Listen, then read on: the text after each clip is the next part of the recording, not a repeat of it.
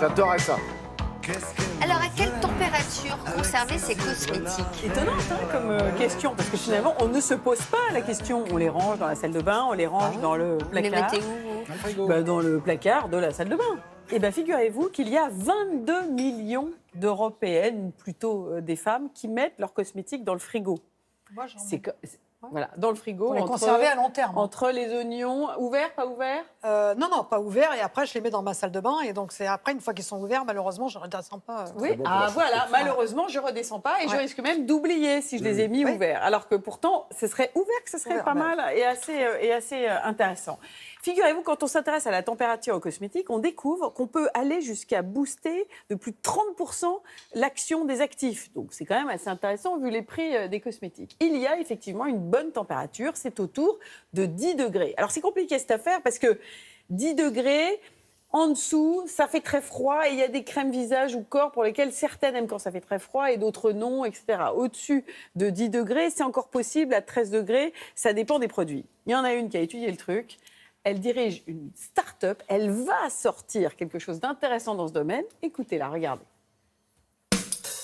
Le saviez-vous, en Europe, une femme sur 5 met ses cosmétiques au frigo.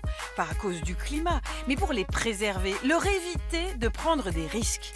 On ouvre le dossier rangement et dans le frigo, ce n'est pas forcément une bonne idée.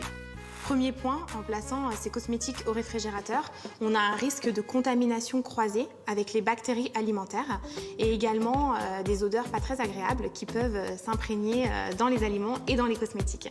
Et aussi, en étant dans la cuisine, les produits cosmétiques ne sont pas forcément tout prêts. Quand on est pressé le matin, courir entre sa salle de bain et sa cuisine, c'est vraiment pas l'idéal.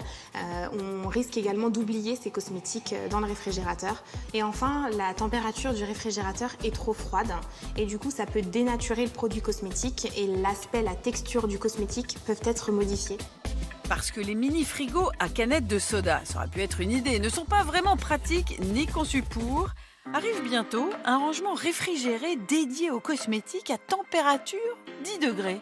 Donc c'est un produit qui peut être placé dans la chambre ou dans la salle de bain pour avoir ses cosmétiques à portée de main sur une température optimale pour les cosmétiques, donc de 10 degrés, et qui va être réglable également. Donc on est sur un produit qui est totalement silencieux, avec des agencements amovibles, donc pour s'adapter à toutes les routines de beauté, qu'on ait des grands produits ou des plus petits, on peut vraiment ajuster le coffret en fonction de ses besoins. Amusante idée, mais tout de même, Clara, les conservateurs, ils sont bien là dans les crèmes pour les protéger. Les conservateurs permettent justement d'éviter la prolifération des germes et des bactéries.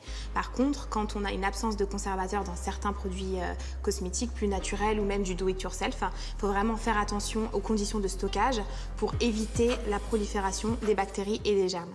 Pertinente donc cette idée de coffret réfrigéré à condition d'y placer les bons produits.